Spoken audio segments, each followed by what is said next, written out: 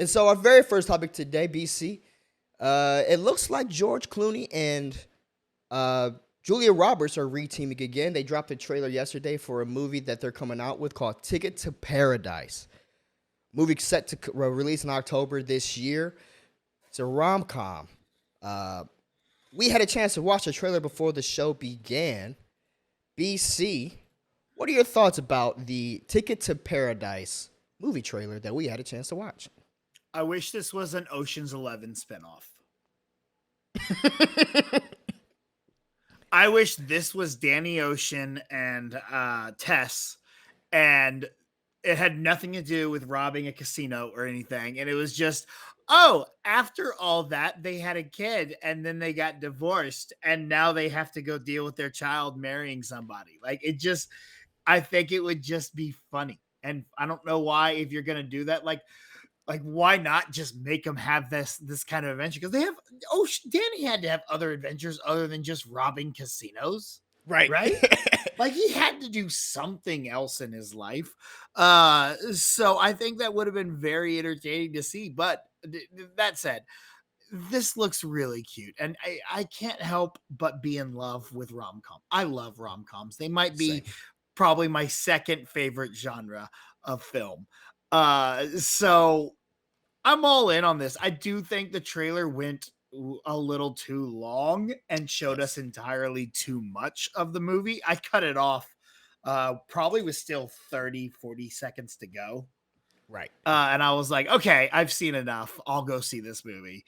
I'm not a big trailer person. I like to watch maybe the teaser and the first trailer. But that's about it for me. So I'm this looks fun. I'm definitely going to go see it. If anything anymore, I don't think we'll see any more trailers, but if another one comes out, I'm definitely not watching it.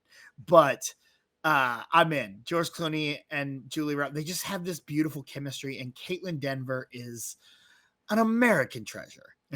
No, and I felt the same way. So, guys, to give you a quick, I realized I never really told you what the movie was about. So, the movie centers around George Clooney and Julia Roberts, and they are a divorced couple, and they're getting together to go to their daughter's wedding taking place in Bali. And I guess they're not in total agreement that the daughter should be married. So, it's kind of like a reverse parent trap switch. The parents come together to make sure their kids don't, to make sure their kid doesn't marry this other person. But the way that the trailer plays out, and you're absolutely right, the trailer to me was about 40 seconds, way too long. But mission accomplished. The trailer did what it needed to do. It got me interested. From yesterday, I didn't even know about this movie. Today, I want to go see it. The chemistry between Julia Roberts and George Clooney is just amazing, even when they're disagreeing and spatting with each other, because they still seem like that they're in love, right? I really enjoyed this movie. I was grinning from ear to ear watching this. And you're right. The young lady's name again, she was in the Tim Allen show, and she was in Caitlin Denver. Caitlin Denver. She was in this, and I was surprised to see her in this because I remember her from watching Last Man Standing. And she was excellent in that show, so it was nice to see her in this. And then, of course, Billy Lord, Carrie Fisher's daughter, she's also playing it. It looks like her best friend in this. Man, it was so endearing. It was so charming. Just the quick what they put together in this trailer. I was really, really, really immediately taken in from the very first joke when George Clooney is saying, "Oh yeah, we've been married. It was the worst 19 years of my life," and she's like, "We've only been married for 5." He's like, "Well, yeah, that's also kind of recovery time." He says it much better in the trailer, but the joke is funny, and that was the entire trailer just continued with that same feeling. And I'm in on this. It was very nice to wake up this morning and to see that, especially because when you're waking up early, you're a little grumpy. But I wasn't grumpy anymore after watching that movie. It set my mood off right. I think that's why I'm in a much better mood than you were, because I got a chance to watch it a few more times. So I really enjoyed that trailer. You're right, though. It kind of felt like Ocean's picking back up again.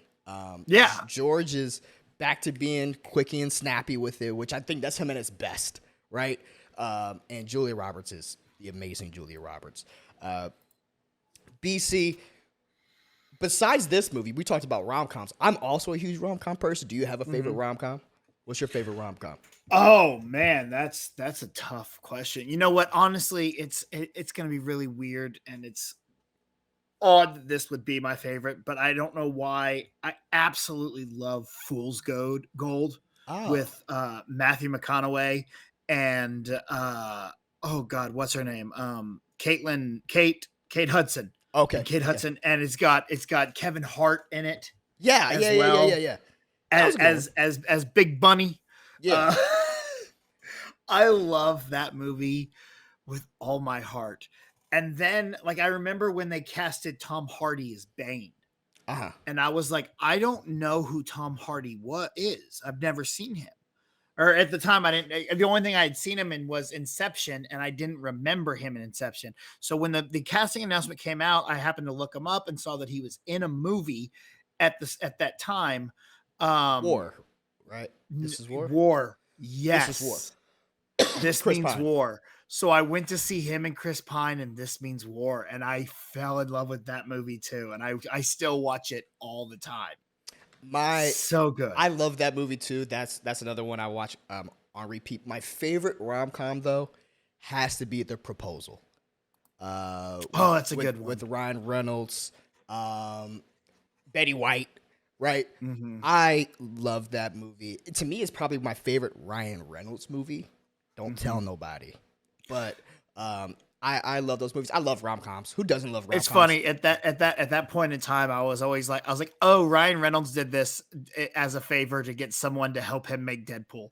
Like I was like, all movies that Ryan Reynolds was doing at that point, I was like, yeah, I'll do your movie. Will you help me make Deadpool after? It was the long, Like it was the long con, bro. I imagine that's what I imagine was going on with a lot of Ryan Reynolds movies at that point. Man, I love some good rom coms. I'm definitely looking forward to this, guys. You Are you know, looking? Oh, I'm sorry. Go ahead. I want no, yeah. The only other thing I want to do is we were talking something about off air about George Clooney, and you said you love George Clooney. You had something to say about his Batman. Oh yeah, his Batman was absolute garbage. But I just love George Clooney for how he apologizes everywhere he You goes, like for playing Batman. Like if he's interviewed, he's like, "Yeah, I'm sorry. I know I kind of ruined it."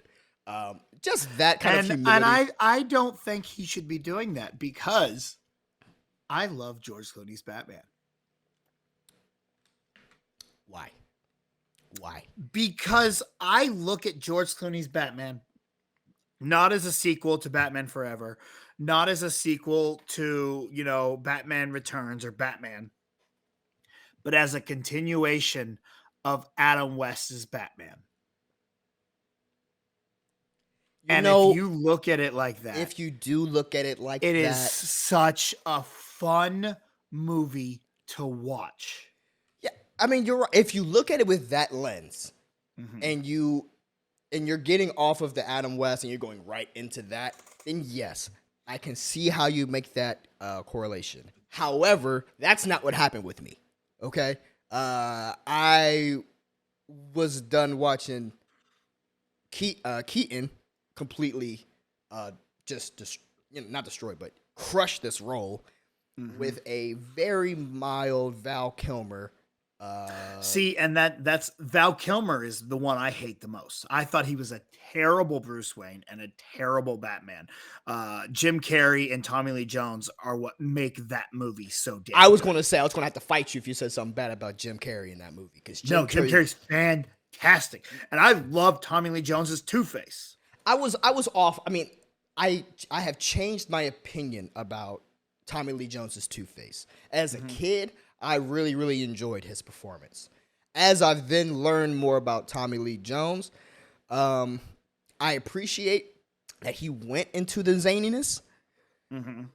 However, it felt like to me he was trying to outshine Carrey, and that is now causing me some tension and some friction with his portrayal. Mainly just See, I liked it because it was like they were trying to one up each other, and I liked the competition in Okay. there. And I see one of my most used movie quotes is "Luck, blind stinking doodah, luck."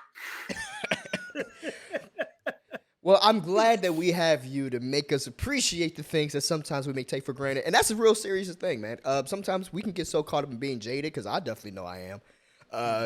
Sometimes we forget about the pleasantries because as a kid, I loved all those toys. I know that movie was nothing but a toy machine, especially with the Batmobile, and I bought all of them. And come on, how can you not like ice puns from Arnold Schwarzenegger? Okay, that's fair. You're right. The one line, everyone's like, yeah, but the cheesy one-liners. I was like, it was Arnold Schwarzenegger. Yeah. That's what he does, cheesy one-liners. And then you throw in Batman to the mix. Those one-liners were some of his best. All right, everybody, chill. If the Michael Keaton Batmans had never come out, I think that we would have a lot different of an idea for that movie. Because you're right, it definitely does feel like one of those Adam West, and I never looked at it that way until just now. Also, George Clooney gets blamed for bat nipples when it was actually Val Kilmer who had the bat nipples. It was Val Kilmer. I don't blame. You notice I didn't say nothing about bat nipples because I know where to point that blame at, and it had nothing to do. Because that's actually the reason why one of the reasons why Keaton ended up leaving. Because he said he was coming back for the third movie, and all of a sudden the costume has bat nipples. He's like, yo, what the heck? I'm out of here, man. But guys, that was our review for the Traveling Paradise trailer that came out. Surprisingly, just a simple rom-com, no big superheroes, just a very simple rom-com that sometimes I think we need in our lives. Are you looking forward to this movie? I know I am now. Comment down below and let us know your thoughts as we move on to our very next topic.